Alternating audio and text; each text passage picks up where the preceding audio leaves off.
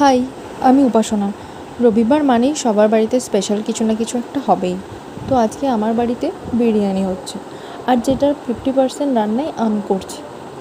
না না, রান্নার মেনু শেয়ার করার জন্য ভিডিও দিচ্ছি না, কারণ এরকম মেনু ইউটিউবে অনেক ভালো ভালো পেয়ে যাবে। আর রান্না বলতে আমি সেরকম কিছুই পারি না, পারতাম না অ্যাকচুয়ালি।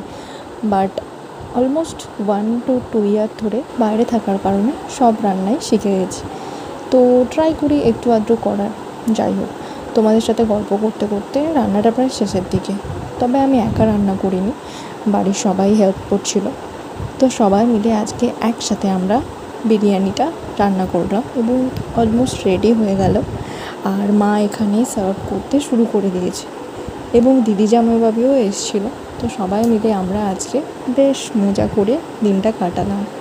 এবং সব শেষে গেস করো কী আছে? আইসক্রিম।